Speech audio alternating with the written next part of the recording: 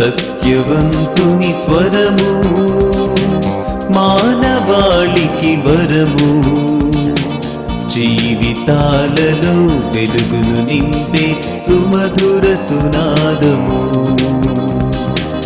జీవితాలలో వెలుగును నింపే సుమధుర సునాదము. సత్యవంతుని స్వరము మానవాళికి వరము, జీవితాలలో వెలుగును నింపే సుమధుర సునాదము, జీవితాలలో వెలుగును నింపే సుమధుర సునాదము. సత్యవంతుని స్వరము. బెతెస్దా మినిస్ట్రీస్ సమర్పించు సత్యవంతుని స్వరము అనే కార్యక్రమం వీక్షిస్తున్న ప్రేక్షకులకు ప్రభునామంన శుభములు. మీకు జరుగుతున్న మేలులు, స్వస్థతలు మాకు లెటర్స్ ద్వారా, ఈమెయిల్స్ ద్వారా, టెలిఫోన్స్ ద్వారా తెలియజేస్తున్నందుకు ప్రభుకు మహిమ కలుగును గాక.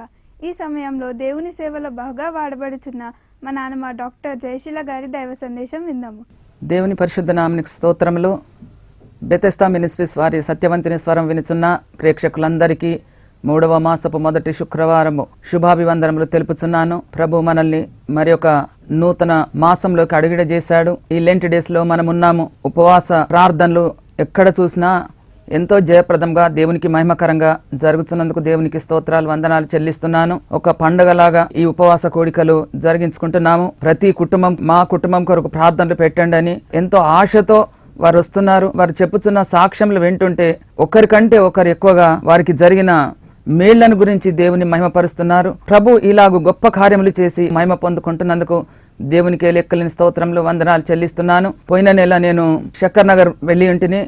అక్కడ కూడా మరి 1 డే రిట్రీట్ స్త్రీల కూడిక దేవుడు ఎంతో గొప్పగా ఘనంగా ప్రభుకు మహిమకరంగా జరిగినందుకు దేవునికి స్తోత్రాలు, వందనాలు. చాలా మంది గవర్నమెంట్ సర్వెంట్స్ ఉన్నారు అక్కడ. చర్చ్ లో ఎంతో మంది దురాత్మలు పట్టిన వాళ్ళు ఉన్నారు. వారందరూ దేవుడు ముట్టి స్వస్థపరిచాడు. అందరికీ హీలింగ్ ప్రేయర్స్, స్వస్థత ప్రార్థనలు చేశాను. ప్రభు వారిని ముట్టి తాకి స్వస్థపరచడానికి, వారికి ఉన్న ఇరుకులు ఇబ్బందులని తొలగించి, ఆర్థిక సమస్యలను తొలగించి ప్రభు వారిని తప్పకుండా ఆశీర్వదించడానికి మళ్ళీ మేము ప్రార్థన చేస్తున్నాము. మీరందరూ ప్రార్థన చేయాలని నేను ప్రభుపేట మనవి చేస్తున్నాను. మా దగ్గర ఒక సహోదరి నిన్ననే ఆమె సాక్ష్యం చెప్పింది. ఆమె 5th ఫ్లోర్ లో ఉంటుంది. నీళ్లు రావటం లేదు, క్రింది నుంచి నీళ్లు పైకి తీసుకొని వెళ్ళాలి.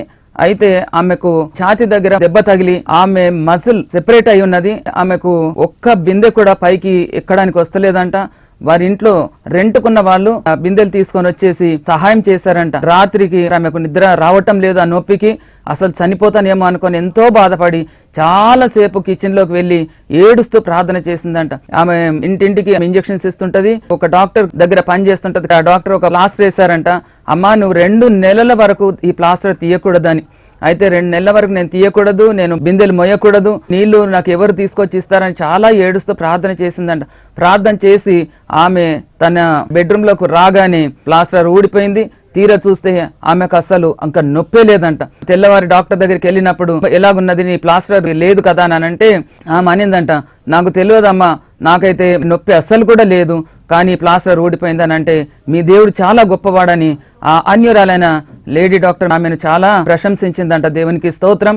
ఇలాగ ఎన్నో గొప్ప గొప్ప కార్యాలు చేసి ప్రభువు మహిమ పొందుకుంటున్నందుకు దేవునికి స్తోత్రాలు, వందనాలు చెల్లిస్తున్నాను.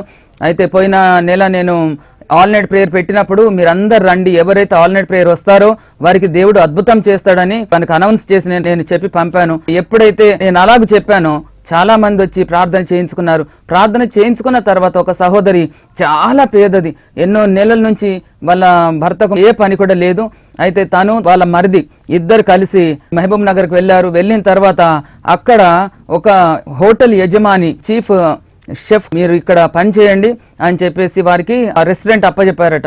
అయితే మాకు అంత డబ్బులు లేవయ్యా, మా దగ్గర అసలు ఏవి కూడా లేవు డబ్బులు, మరి మేము పని చేయాలని ఆయన అన్నప్పుడు లక్షల రూపాయలు ఆయన డిపాజిట్ పెట్టి వీరిని అక్కడ పెట్టుకొని ప్రతి దినము కూడా 35,000 అక్కడ వస్తే నేను అక్కడ ప్రార్థన పెట్టుకుంటాను అన్నారంటే 25,000 డైలీ వస్తున్నది. దేవుడు ఎంత గొప్ప కార్యం చేశాడని ఆమె కూడా సాక్ష్యం చెప్పింది. దేవునికి స్తోత్రం. ఇలాంటి గొప్ప గొప్ప కార్యాలు ప్రభు చేస్తున్నందుకు ఆ కుటుంబాలను కూడా దేవుడు ఆశీర్వదించి దీవించడానికి మీరందరూ ప్రార్థన చేయండి. సంఘాల్లో చాలా మంది పేదవారు ఉన్నారు కాబట్టి వారిని కూడా దేవుడు అభిషేకించి దీవించి ఆశీర్వదించి సమృద్ధిలోకి నడిపించడానికి మీరందరూ ప్రార్థన చేయాలని నేను ప్రభుపేట మనవి చేస్తున్నాను. అయితే కొంతమందికి దేవుడు గర్భఫలాలు ఇచ్చాడు, వారికి అబార్షన్స్ కాకుండా వారు కూడా ఎక్కువ పని చేసుకొని వారు కూడా ఎంతో బలహీనంగా ఉన్నారు. వారి కొరకు మీరు ప్రార్థన చేయాలని నేను ప్రభుపేట మనవి చేస్తున్నాను. వారు కంప్లీట్ బెడ్ రెస్ట్ తీసుకోమని డాక్టర్స్ చెప్పారంట. కాబట్టి వారికి గర్భఫలము స్థిరంగా ఉండడానికి తప్పకుండా వారికి చక్కని గర్భఫల దేవుడు అనుగ్రహించడానికి మీరందరూ ప్రార్థన చేయాలని నేను ప్రభుపేట మనవి చేస్తున్నాను. ఈ లెంట్ డేస్ లో మనము ఉపవాసాలు ఎలాగ ఉండాలి, అలాగే ఎలాగో మనం ప్రభువుని హత్తుకోవాలి, ఎలాగో ప్రభువుకు దగ్గరగా రావాలి, వీటిని గురించి చాలా మంది చెప్పుతుంటే మనం వింటున్నాము. ఈ దినము కూడా మనం కూడా వాక్యం నేర్చుకుందాము, లోతైన మర్మాల్లోకి మనం వెళ్దాము. నహోము 1వ అధ్యాయము 15వ వచనం. పండుగలు ఎందుకు చెయ్యాలి, ఈ పండుగలు అంటే ఏంటి, అది మనము నేర్చుకుందాము. నహోము గ్రంథము 1వ అధ్యాయము 15వ వచనం. యూదా, నీ పండుగలను ఆచరింపుము, నీ మ్రొక్కుబళ్లను చెల్లింపుము. వ్యర్థుడు నీ మధ్య నీకు సంచరింపడు, వాడు బొత్తిగా నాశనమాయను. పండుగలు ఎందుకు చేయాలి అనగా వ్యర్థుని బొత్తిగా తరిమి కొట్టడానికి. వ్యర్థుడు అనగా అపవాది, వ్యర్థుడు అనగా సాతాను, వ్యర్థుడు అనగా దుష్టుడు. వీరిని బొత్తిగా మనము నాశనం చేయాలి. ఎలాగో నాశనం చేస్తామనగా ఈ ఉపవాస పండుగలే. ఈ ఉపవాసం ఉండి దేవునికి దగ్గరగా మనం ఉండి ప్రార్థన చేస్తూ ఉంటే సాతాను క్రియలు, సాతానుడు మనలో నుండి పారిపోతాడు. కాబట్టి నిన్ననే మేము పేపర్ చూసినప్పుడు ఆ పేపర్లో మరి ఒక అతను ఏం చేస్తున్నాడు, 14 మందిని చంపాడు.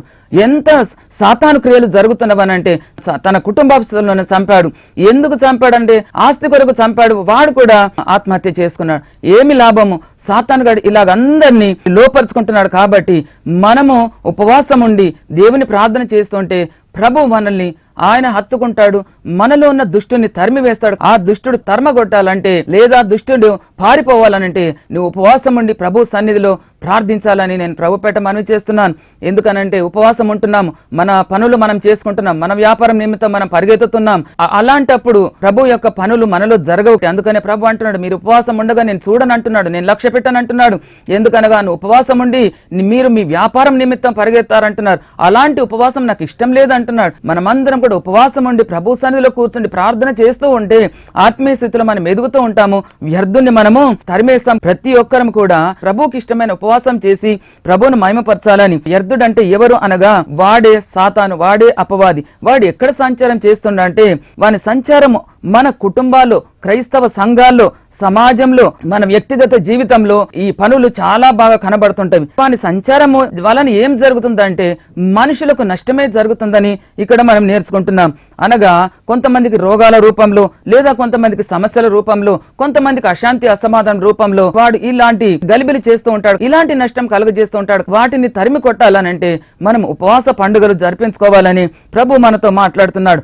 ఇలాంటి అలవాట్లు, దుర్మార్గత పోవాలనంటే ఉపవాసం ఉండాలని. మార్కు సువార్త 9వ అధ్యాయం 29వ వచనంలో చూస్తే మూగవైన చెవిటి దయ్యమా అని ప్రభువు వెళ్ళగొడుతున్నాడు చూస్తున్నాం.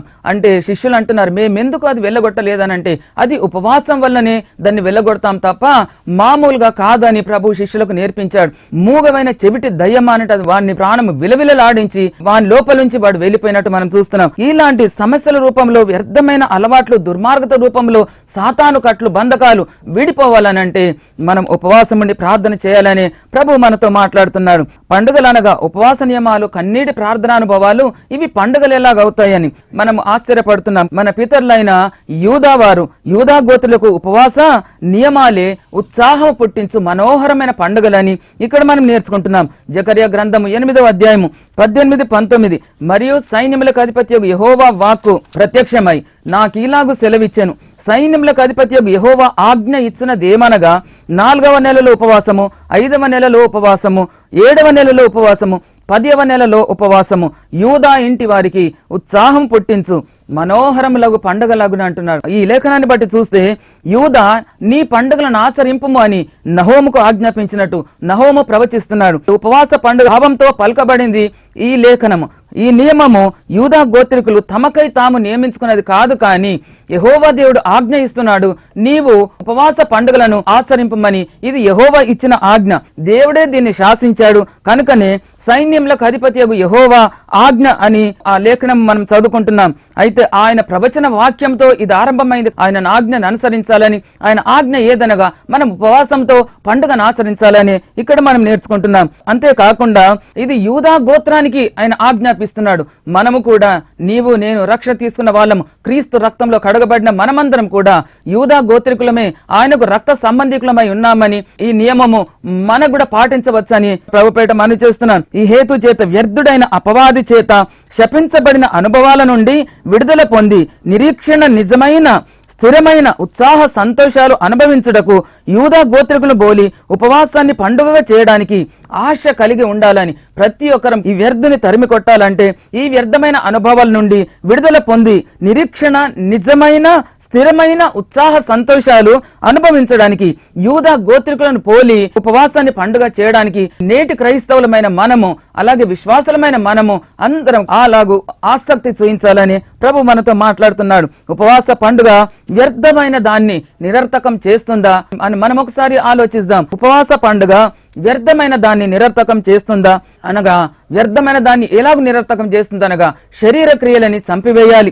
నిర్జీవ క్రియలు అపవాది సంబంధమైనవేనని మనకందరికీ తెలుసు. అవి ఎవరిలో ఉన్నవో వానిలో వ్యర్థుడు సంచారం చేస్తున్నాడు అన్నది నిజము గమనిస్తున్నాం. ఎవరిలోనైతే వ్యర్థమైన క్రియలు వానిలో సంచారం చేస్తున్నావో అవి అపవాది సంబంధమైనవని మనం గుర్తిస్తున్నాం.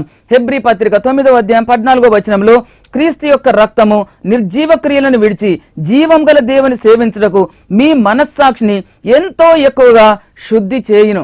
నిర్జీవ క్రియలు విడిచి జీవం గల దేవుని సేవించడానికి, మనస్సాక్షిని శుద్ధి చేయడానికి మనకు పరిశుద్ధ క్రీస్తు రక్తము అవసరమై ఉన్నదని ఈ లేఖనం ద్వారా మనం నేర్చుకుంటున్నాం. నిజమే, అందరం కూడా బయట బాగానే ఉంటున్నాం, చక్కని వస్త్రాలు మనం ధరించుకుంటున్నాం, ఎంతో బాగా మాట్లాడుతున్నాం, సౌమ్యంగా మనం ఉంటున్నాం, అందరికీ మర్యాదలు ఇస్తున్నాం. కానీ లోపల నిర్జీవ క్రియలు అనగా ఏంటి? ఈర్ష్య ఏంటి? అసూయ ఏంటి? ద్వేషాలు ఏంటివి? అలాగే ఇతరుల ముందు వెకిలిగా మాట్లాడడం ఏంటి? ఆటలతో కూడిన అల్లరి, ఇవన్నీ కూడా ఇతరులకు కనబడనివి మనలో దాచుకొని ఉన్నామేమో. ఇలాంటి నిర్జీవ క్రియలను విడిచిపెట్టి జీవము గల దేవుని సేవించడానికి మన మనస్సాక్షిని శుద్ధి చేయాలనంటే మరి క్రీస్తు యొక్క పరిశుద్ధ రక్తము మనల్ని, మన మనస్సాక్షిని ఎంతో శుద్ధి చేస్తుందని ఇక్కడ మనం నేర్చుకుంటున్నాం. యేసుక్రీస్తు రక్తంలో కడగబడిన వాడు నిర్జీవ క్రియను విడిచిపెట్టాలి. ప్రోక్షణ రక్తంలో అనగా క్రీస్తు శ్రమానుభవంలోనికి వచ్చిన మనము వచ్చామని చెప్పుకుంటున్నాము, కానీ భయంకరమైన చీకటి కార్యాలు మనలో ఏలుబడి చేస్తున్నట్టు ఇక్కడ మనం చూస్తున్నాం. రోమా పత్రిక 8వ అధ్యాయం 13 ఆత్మ చేత శరీర క్రియలు చంపబడతాయని, అందుకనే రక్త ప్రోక్షణలోను ఆత్మాభిషేకంలోనికి వచ్చిన వారు కూడా ముందున్న వారి కంటే ప్రత్యేకంగా బ్రతకడం లేదు, పరిశుద్ధంగా బ్రతకడం లేదు. వారిలో కూడా పూర్వ అలవాట్లు విచ్చలవిడితనంగా చేస్తున్నాయి. మనం ప్రార్థన చేసినంతసేపు కొద్దిసేపు మనము పరిశుద్ధంగా ఉంటున్నాం, కానీ తర్వాత మళ్ళీ లోకంలో కలిసిపోయి, సమాజంతో కలిసిపోయి మనం కూడా చెడు అలవాట్లకు లోనవుతున్నాం, చెడు మాటలు మాట్లాడుతున్నాం, అలాగే ఇతరులకు హానికరంగా మనం ఉంటున్నామేమో. మనలో కూడా అలాంటి అలవాట్లు ఉంటున్నామని ఇక్కడ మనం నేర్చుకుంటున్నాం. అలాంటప్పుడు ప్రోక్షణ రక్తము, ఆత్మాభిషేకము మనకు ఏ విధంగా ఉపయోగపడుతున్నవి ఒకసారి జ్ఞాపకం చేసుకొని బాప్తిసం ఇచ్చి యోహాను దీనికి పరిష్కారాన్ని దర్శించి ఇలాగ మాట్లాడుతున్నాడు. మత్తయి సువార్త 3వ అధ్యాయం 11-12 నేనైతే మారు మనసు నిమిత్తము నీళ్లలో బాప్తిసం ఇస్తున్నాని అని బాప్తిసం ఇచ్చి యోహాను అంటున్నాడు. కానీ నా వెనుక వచ్చేవాడు శక్తిమంతుడు, ఆయన అగ్నితోను పరిశుద్ధాత్మతోను ఆయన బాప్తిస్మం ఇస్తున్నాడు. ఆయన చేతిలో ఉన్నది. ఆయన గోధుమలను శుభ్రం చేసినట్టు అనగా తన కళ్ళాన్ని శుభ్రం చేస్తున్నాడు, తన పొలాన్ని శుభ్రం చేస్తున్నాడు, తన సంఘాన్ని శుభ్రం చేసినప్పుడు ఆయన గోధుమలను కొట్టులో పోసి ఆరని అగ్నితో పొట్టును కాల్చి వేయనని వారితో చెప్పుచున్నాడు. ఇక్కడ ఆఖరి వాక్యంలో పొట్టు అనగా శరీరంలో ఉన్న అంధకార క్రియలు, అలాగే ఆరని అగ్ని అనగా క్రీస్తునందలి శ్రమానుభవాలు. ఎప్పుడైతే మనము నిజమే ఉపవాసం ఉంటున్నామో, ఎప్పుడైతే మనము కన్నీటి ప్రార్థనలు చేస్తున్నామో, ఎప్పుడైతే ప్రభువు దగ్గర మనల్ని మనము నలగొట్టుకుంటున్నామో, దానితో మన శరీరంలో ఉన్న అంధకార క్రియలను అనగా పొట్టు లాంటి అలాంటి క్రియలను మనం అగ్నితో కాల్చివేస్తున్నాం. పరిశుద్ధాత్మను మనం పొందుకొని పరిశుద్ధాత్మ అగ్నితో కాల్చివేస్తున్నాం. అలాంటిది ఈ శ్రమానుభవాన్ని అగ్ని బాప్తిస్మంగా బాప్తిస్మం ఇచ్చి యోహాను చెప్పుచున్నాడు. రక్షణ బాప్తిస్మము, పరిశుద్ధాత్మ అభిషేకము లేకుండా ఎవరు ఎవ్వరూ క్రీస్తునందలి శ్రమానుభవంలోకి రాలేరు. అందుకనే ప్రోక్షణ రక్తము ఆత్మాభిషేకానికి నడిపిస్తుంది. ప్రోక్షణ రక్తము ఆత్మాభిషేకానికి నడిపిస్తే ఆత్మాభిషేకము అగ్నిలోనికి ప్రేరేపిస్తాడు. మొదటి 2 అనుభవాలు ఉచితంగా ఉన్నవి, కానీ అగ్ని మంట మన అంగీకారంతోనే రగులుతుంది. ఇవి ఉచితంగా ఉన్నవి, కానీ అగ్ని మంట అనగా పరిశుద్ధాత్మ అగ్ని మన లోపలికి రావాలంటే మనం ఇష్టపూర్వకంగానే ఆయనను మనం ఆహ్వానించాలి. మేము ఆరాధన చేస్తుంటే సంఘమంతటి మీద పరిశుద్ధాత్మ కుమ్మరించబడుతున్నది. చాలా మంది పరిశుద్ధాత్మ లేకుండా ఉంటారు. ఇక్కడ పరిశుద్ధాత్మను నీవు ఇష్టపూర్వకంగా ఆహ్వానిస్తే ఆయన నీ లోపలికి వస్తాడు. అప్పుడు నీ ఆత్మ ఆయన ఆత్మ ఏకమవుతుంది. అప్పుడు పరిశుద్ధాత్మలో మనం ఆనందిస్తాం. అప్పుడు మనలో ఉన్న చీకటి క్రియలన్నీ కూడా ఆ అగ్ని చేత కాల్చివేయబడతాయి. పరిశుద్ధాత్ముడే ఇది తప్పు అని మనల్ని ఒప్పిస్తాడు. మన శరీరంలో చీకటి క్రియలు ఈ పొట్టు వలె కాల్చబడతాయని ఎప్పుడైతే ఆత్మ నడిపిస్తుంటుందో అలాంటిది అప్పుడు మనము పరిశుద్ధంగా ఉంటాము. ఇలాంటి పొట్టునంతా పరిశుద్ధాత్మ చేత కాల్చివేయబడతాయి. వీటితో ఒక జీవితంతో ఆటలాడుకుంటున్న వ్యర్థుడు వారిలో నుండి తరిమి కొట్టబడతాడు. తద్వారా పాపంతో ఇక జోలి ఏమీ లేక క్రీస్తుని పోలిన పరిశుద్ధత లోనికి రూపాంతరపరచబడతాం. మనం ఎలాగనంటే పాపంతో ఇక జోలి ఏమీ లేక క్రీస్తును పోలిన పరిశుద్ధతలోనికి రూపాంతరపరచబడుతున్నాం. 1 పేతురు 4వ అధ్యాయము 1-2 వచనాలు. క్రీస్తు శరీరమందు శ్రమపడను గనక మీరును అట్టి మనసును ఆయుధంగా ధరించుకొనుడి. శరీర విషయంలో శ్రమపడివాడు శరీరమందు జీవించు మిగిలిన కాలము ఇక మీదట మనుజాశలను అనుసరించి నడుచుకొనక దేవుని ఇష్టానుసారంగా నడుచుకున్నట్లు పాపంతో జోలి ఇక నేమియు లేక ఉండును.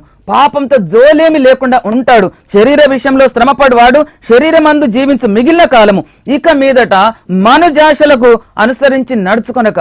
మనుజాశలకు మనం లోను కాకుండా పరిశుద్ధతలో మనం నడుచుకుంటాం. పాపంతో జోలిక మనకి ఏది కూడా ఉండదని ఇక్కడ మనం నేర్చుకుంటున్నాం. చూడండి, పండుగలు ఎలాగుంటున్నావనంటే పండుగలు పరలోకాన్ని దింపాలి. పండుగలు పరలోకాన్ని దింపాలి కాకుండా రేయింబగలు ఉపవాసాలతో ఎవరనగా అన్నా ప్రవక్తని లూకాసు వార్త 2వ అధ్యాయము 36-38 వచనాలు చూస్తే ఆషేరు గోత్రికురాలను పెనూయేలు కుమార్తె అయిన అన్నా ప్రవక్తని, ఆషేరు గోత్రికురాలు అలాగే పెనూయేలు కుమార్తె అయిన ఈమె అన్నా ప్రవక్తని, ఈమె 84 సంవత్సరాలు ఉపవాస దీక్ష మొదలు పెట్టింది. ఆ దీక్ష ఎందుకు చేపట్టిందని అందరూ కూడా ఆలోచిస్తే ఆ దీక్ష బైబిల్ చరిత్రలో గాని భక్తుల జీవిత పుటల్లో గాని గొప్ప అసాధ్యాలు జరిగిన ప్రతి సందర్భానికి ముందున్న ఈ కన్నీటి ప్రార్థనలు, ఆమె చేసిన ఈ దీక్ష ద్వారా విమోచకుడు ఈ లోకంలో జన్మించాడు. అలాగే కాకుండా దేవదూతలు ఈ లోకానికి వచ్చారు. దేవదూతలు మనుషుల మధ్యలో వారు సంచరించినట్టు మనం చూస్తున్నాం.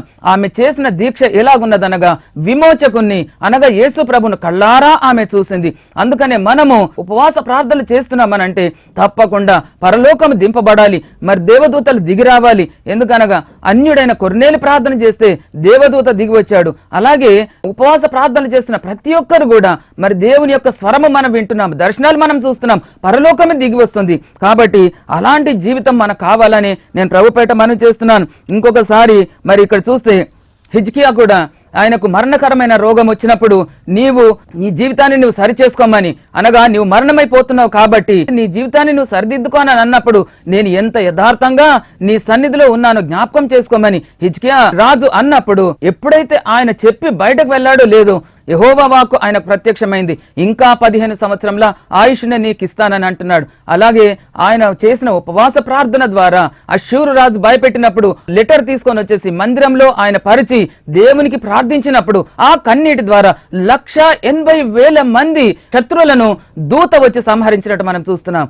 1,80,000 మందిని దూత శత్రు సంహారం చేసింది. నీవు ఉపవాస పండుగలు చేస్తే నీలో ఉన్న ఇలాంటి లక్షల దురాత్మలు లక్షల కొలది ఉన్న ఈ దుష్ట సాంగత్యాలన్నీ కూడా యేసునామములో పారిపోతాయని నేను ప్రభుపేట మనవి చేస్తున్నాను. ఈ పండుగల వలన మనకి ఎంతో ఆనందము. కానీ ఇక్కడ చూస్తే నిజమే, ప్రతి దినము మేము సాయంత్రము ఈ ఉపవాస పండుగలు మేము చేసుకున్నప్పుడు ఎంత సంతోషం ఉన్నదో, ఎంత ఆనందం ఉన్నదో.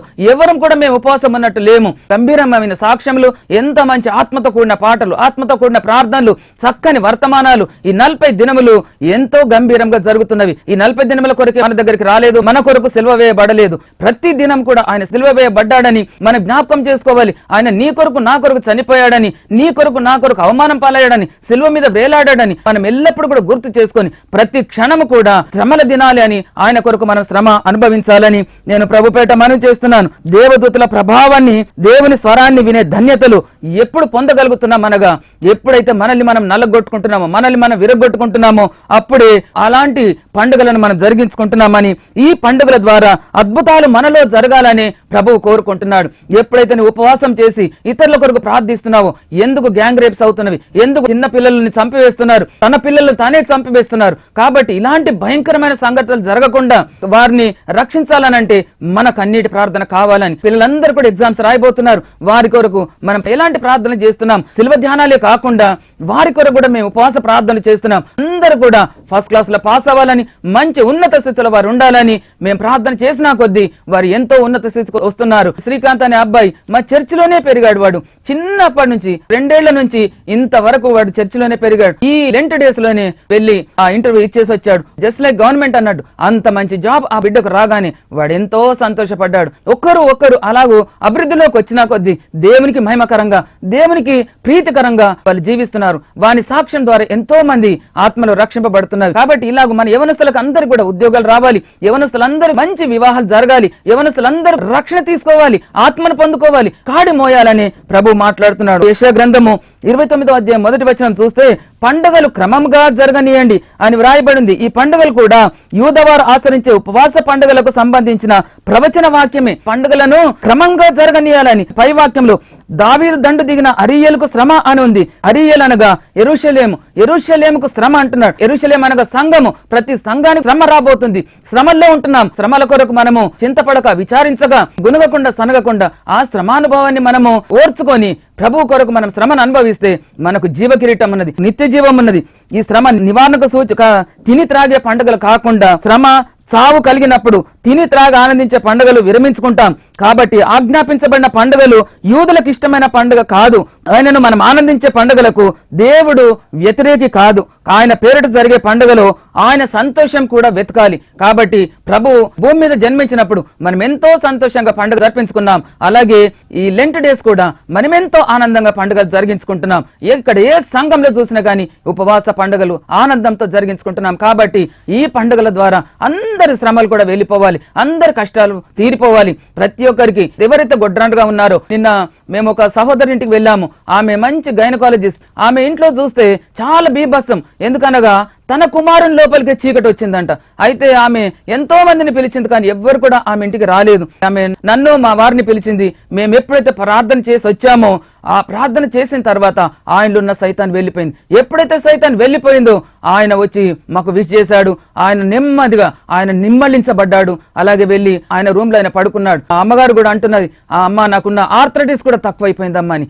ఎంతో సంతోషంతో వాళ్ళ పాపనేమో చైనాకు వెళుతుంది, ఆమె కూడా అక్కడ MBBS చేస్తుంది, ఆమె కూడా క్షేమంగా వెళ్ళాలని ప్రార్థన చేసి వచ్చాం. ఆ ఇల్లంతా కూడా ఎంత సంతోషంగా ఉన్నదో, ఎంత నిశ్శబ్దంగా ఉన్నదో, ఎంతగా దేవుని ఆత్మ అక్కడ అల్లాడుతుందో. కానీ అంతకుముందు చూసినప్పుడు సాతాను బీభత్సము, సాతాను అల్లాడిస్తున్నాడు. ఎప్పుడైతే మనం ఉపవాసం ప్రార్థన చేశామో అలాంటి చీకటంతా పారిపోయింది. మనము సంతోషముగా ఉండే పండుగలే కాకుండా దేవునికి మహిమ కలిగే పండుగలు ఏంటి అనగా ఈ ఉపవాస పండుగలు. యూదా చేసిన పండుగలు మనం కూడా 5వ నెల, 7వ నెల, 10వ నెల, 4వ నెల ఉపవాస పండుగలు యూదా వారికి మనోహరమైన ఉత్సాహ పండుగలు. కానీ మనకు కూడా అలాంటి ఉపవాస పండుగలు, మరి మనోహరమైన ఉత్సాహ పండుగలు మనం చేసి ఆయనకు మహిమకరంగా జీవిస్తాం. అందుకని ఈ గుడ్ ఫ్రైడే ఒకటే రోజు మనం చేసుకొని మర్చిపోవడం కాదు. ప్రతి దినం కూడా మనకు గుడ్ ఫ్రైడేనే. ప్రతి దినం కూడా ప్రభు నీ కొరకు నా కొరకు ఆయన శ్రమించాడు, ఆయన సిలువలో వ్రేలాడాడు, నీ కొరకు నా కొరకు ఆయన ప్రాణం అర్పించాడు. ఎందుకనగా ఆయన వచ్చినప్పుడు మనల్ని ఆయనతో కూడా తీసుకొని వెళతాడు. ఆ నిత్య రాజ్యంలో వారసులగడానికి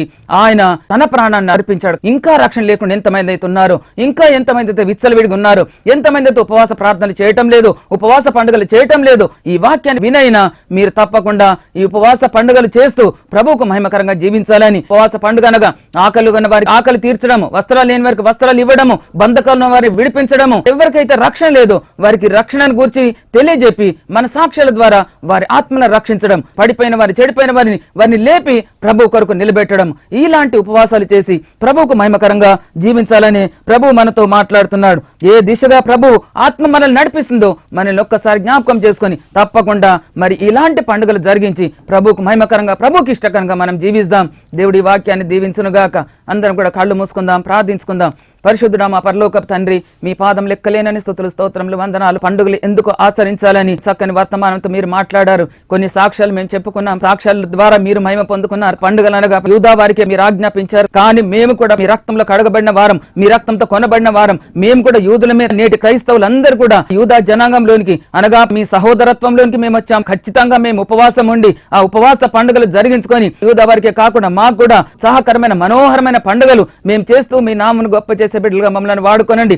ఎప్పుడైతే మేము ఉపవాసం చేస్తున్నామో దుష్టుడు పారిపోతున్నాడు, వ్యర్థుడు పారిపోతున్నాడు. వ్యర్థుడు మా మధ్య సంచారం చేయకూడదు. వాని ద్వారా మాకు రోగాలు, వాని ద్వారా మాకు సమస్త విధమైన శాంతి అసమాధానమే. వాటిని మీ నామం ద్వారా వారిని తొలగించి శాంతిని సమాధానం ఇస్తున్న దేవుడు, తప్పకుండా మా ఉపవాసాన్ని మీరు లక్ష్య పెట్టండి దేవా. ఈ 40 దినములే కాకుండా ప్రతి దినం కూడా మీరు మా కొరకు చనిపోయారని ఎల్లప్పుడూ మిమ్మల్ని మహిమపరిచే బిడ్డలుగా మమ్మల్ని వాడుకోనండి అన్న ప్రవక్తని 84 సంవత్సరములు ఆమె ఒక్కటే ఉపవాస దీక్ష చేసింది. ఆ ఉపవాస దీక్ష ద్వారా పరలోకాన్ని క్రిందికి దింపి దూతల ప్రభుత్వం ఆయన క్రిందికి వచ్చారు. విమోచకుని తన కళ్ళారా చూసింది. మేము కూడా మీ స్వరం వినాలి, మీ దర్శనం చూడాలి, మీరు చెప్పినట్టు మేము చేయాలి. ఇంకా రక్షణ బిడ్డలందరూ కూడా మేము రక్షణ తీసుకొని వచ్చే బిడ్డలుగా మమ్మల్ని వాడుకోనండి. మా సాక్ష్యం ద్వారా, మా ప్రవర్తన ద్వారా ఇతరులు రక్షణలోకి రావడానికి, మా బాడీ లాంగ్వేజ్ ద్వారా మేము వారిని రక్షించే బిడ్డలుగా మమ్మల్ని వాడుకోనండి. ఆశీర్వదించండి. టీవీ ముందు కూర్చొని ఎంతో మంది మీతో చూస్తున్నారు, ఎంతో మంది నిరాశగా నిస్పృహగా ఉన్నారు. వారికి ఉన్న ఇరుకులు ఇబ్బందులను తొలగించండి. అశాంతి అసమాధానం తీసివేయండి. ఆర్థిక సమస్యలను తీసివేయండి. ఎంతో మందికి ఉద్యోగాలు, ఎంతో మంది గొడ్రాలతనం ఉన్న ఎంతో మంది ప్రజలు ఉన్నారు, చుట్టుప్రక్కల ఉన్న వారు ఉన్నారు, ఇంట్లో ఉన్నారు. వారందరూ మార్చమని ప్రార్థిస్తున్నాను. మా ఇండియాలో చూస్తే ఎక్కడ చూసిన బీభత్సం, ఎక్కడ చూసిన సాతాను భయంకరమైన కార్యాలు చేస్తున్నాడయ్యా. ఆ కార్యాల నుంచి వారిని తరిమి కొట్టమని ప్రార్థిస్తున్నాను. పండుగలు క్రమంగా జరగనీయమంటున్నారు. అరియలకు శ్రమ అంటున్నారు. నిజమే, యెరూషలేము అనగా సంఘానికి శ్రమాన్ని మీరే పత్తనాన్ని హెచ్చరిస్తున్నారు. తప్పకుండా శ్రమని మేము అనుభవించి మేము ఉపవాస పండుగలు చేసి మీకు ఇష్టంగా జీవించి మాలోని వ్యర్థం తరిమి కొట్టి మీరు వచ్చినప్పుడు మీలో ప్రభాతనాన్ని మీతో ఎత్తపడి గుంపుగా ఉండడానికి సహాయం దయచేయండి. శ్రీ ముందుకు వచ్చిన ప్రతి బిడ్డను కూడా పేరు పేరు ఆశీర్వదించండి, దీవించండి. మా సంఘాలన్నీ కూడా మీరు జ్ఞాపకం చేసుకోండి. మా ముందున్న గుడ్ ఫ్రైడే గాని, ఈస్టర్ గాని, ఇంకా ఈ లెంట్ డేస్ అన్ని కూడా జయప్రదంగా జరిగించి ఒక్కొక్క కుటుంబాన్ని ఇంకా ఆత్మీయతలకు నడిపించి మీరే మహిమ పొందుకోమని నా ప్రార్థన పరిశుద్ధూపలు చేసుకొని ప్రతిఫలం దయచమని నన్ను నేను తగ్గించుకుంటూ మీ నామని హెచ్చిస్తూ యేసుక్రీస్తు అతి పరిశుద్ధ నామంలో అడిగి వేడుకొంచుతున్నాను తండ్రి, ఆమేన్. దేవుడు మిమ్మల్ని ఆశీర్వదించి దీవించును గాక. ఇంతవరకు మీరు విన్న దైవ సందేశం ద్వారా మీరు ఆత్మీయంగా, భౌతికంగా మేలులు పొందారని ఆశిస్తున్నాము. ఈ కార్యక్రమం ఇక ముందు కొనసాగించబడాలని ఆత్మీయంగా, ఆర్థికంగా మీ ప్రార్థనలో ఎత్తిపట్టి ప్రార్థించండి. మీకేమైనా ప్రార్థన అవసరతలు ఉంటే మాకు సంప్రదించవలసిన మా చిరునామా సత్యవంతుని స్వరము, Bethesda ministries, house number 8-231/A/304 Srikrishna Nagar, Yousufguda, Hyderabad. మా సెల్ నంబర్స్ 9346902818, 9347583059. మా హౌస్ నంబర్ 04023548836.